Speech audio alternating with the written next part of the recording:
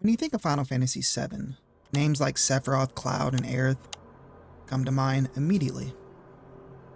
But hidden beneath the emotional turmoil and explosive battles lies a mythic thread that weaves through the entire narrative.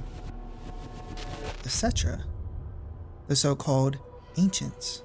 They're not just a plot device. The Cetra represent a forgotten spirituality, a lost connection to the world, and perhaps the single most tragic extinction in the Final Fantasy universe. But who were they? Why were they so important? And what really happened to them? Let's take a deep look at the Cetra, their origins, their extinction, and how their legacy shaped the fate of an entire planet.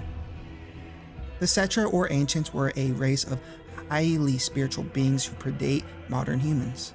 In Final Fantasy VII, they're often described as guardians of the planet, capable of communicating directly with the Lifestream, the planet's life force composed of the memories, the knowledge, and souls of the deceased. The Shinra Electric Power Company defined the Cetra as a race who migrated around the planet in order to cultivate it. Pretty simple. In the distant past, our planet was home to a people we call the Ancients. Many millennia before we discovered Mako, these precursors were already pioneering its use. Somehow they learned of the great reservoir of energy pulsing beneath their feet. They believe their migration patterns help the planet recover from wounds and maintain equilibrium. In Professor Gast's records, it's revealed the Cetra had advanced magical and emotional awareness, often sensing disasters before they occurred and communicating through empathic bonds. They had also unlocked ancient magics and technologies modern humans can even begin to fathom. Temples like the Forgotten Capital, aka City of the Ancients, and the Temple of the Ancients, are remnants of their once flourishing society, places built with knowledge and materials that even Shinra couldn't replicate. The Cetra weren't just another ancient race trope. They were built into the DNA of Final Fantasy VII's themes: life, death, connection, and memory. Unlike humans, they saw themselves as part of a cycle, caretakers rather than consumers. Their spiritual strength allowed them to hear the planet's voice, an ability Aerith demonstrates subtly throughout the game. She senses pain when the Lifestream is disturbed. She knows when something is coming even before others do. Lifestream to the Cetra wasn't a resource, it was a sacred flow of souls, the collective consciousness of the planet. When they died, they believed they returned to it, becoming one of their ancestors and the world itself. Our bodies may disappear when we die, but our spirits still live on. We return to the planet, rejoin the Lifestream, and in time give rise to new life. See, the Cetra had no need for modern infrastructure. According to records found in Crisis Core and Shinra's Department of Scientific Research, Cetra lived in harmony with nature, using their magic and their knowledge to shape the world gently, rather than forcing it to bend to their will. Modern humans, by contrast, lost this connection, and over time, they forgot the Cetra altogether, reducing them to myth, superstition. And this is kind of where the lore gets a little murky, but intentionally so. The Shinra Science Department believed that modern humans were originally Cetra who abandoned their nomadic, spiritual ways to settle down and build cities. This so-called splintering created a cultural and evolutionary divide. The spiritual became mortal, the connected became consumers.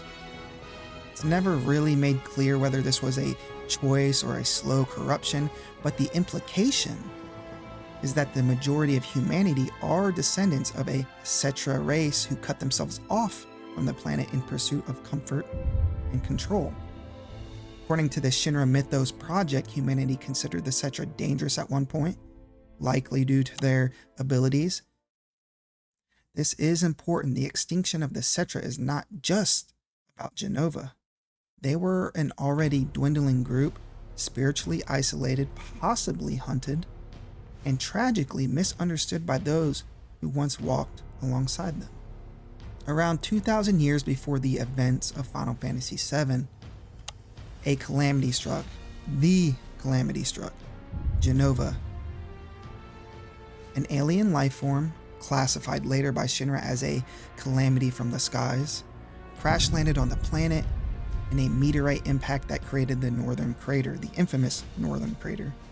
The Cetra were the first to encounter Jenova. Initially, they mistook her for one of their own, possibly a deity or awakened spirit, but Jenova was a shapeshifter, a parasitic being capable of infecting living organisms, mimicking them, and assimilating their minds and bodies.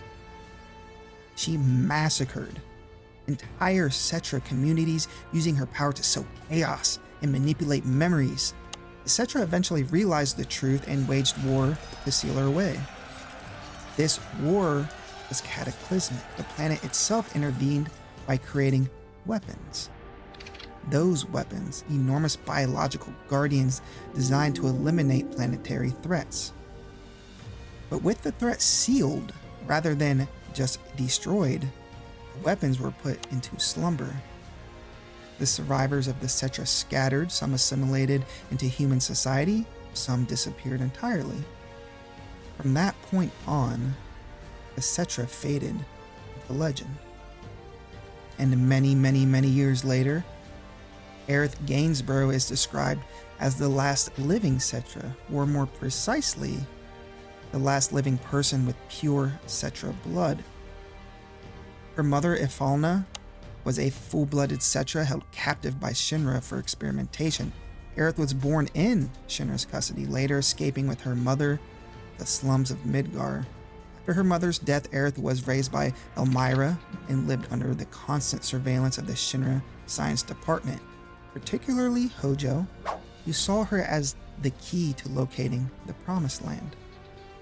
Aerith's Cetra abilities manifest subtly. She can sense the Lifestream. She has visions and dreams of the future. She hears cries of the planet when others hear nothing. And she can even access the white materia, which summons Holy, the planet's ultimate defense. In the Final Fantasy VII Ultimania Omega Guide, it's revealed that Aerith's spiritual bond to the planet is what allows her soul to remain active even after death, influencing the Lifestream to counter Sephiroth's corruption. Her presence in the party represents more than just healing and support.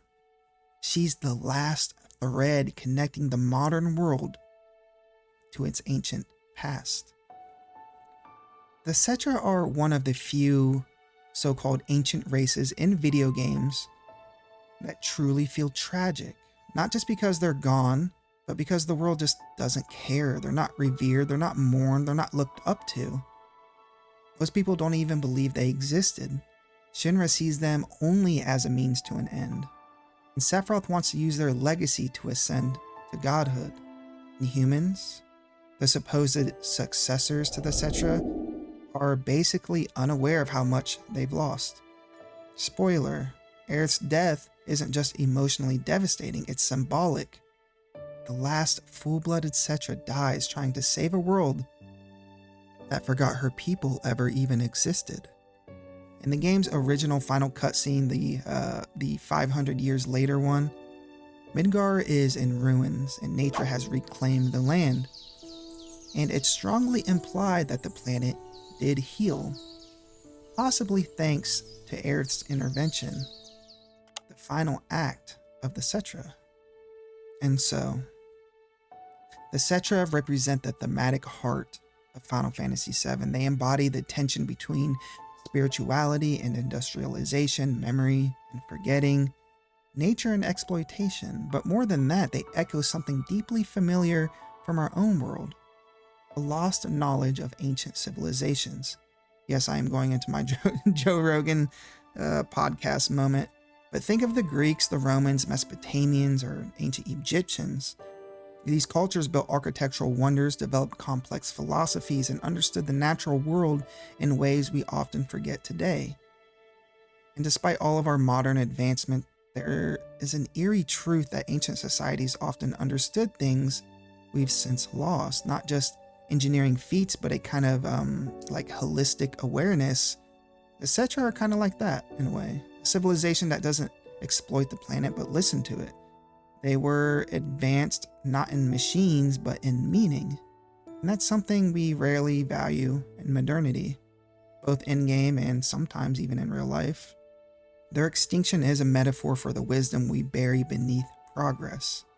Shinra doesn't care about what the Cetra knew, they only cared what they could be used for. And yet the Cetra's spirit remains literally in Lifestream.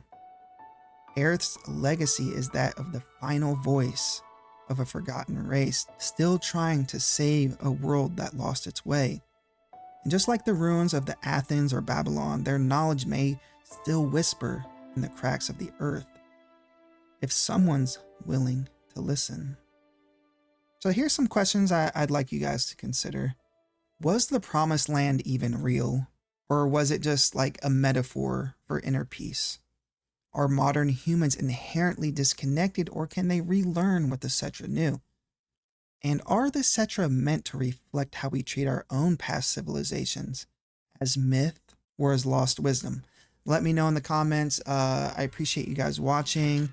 I think like the Cetra are just one of the coolest pieces of lore in just any Final Fantasy game, because they're so mysterious and there's really actually not a lot of information about them.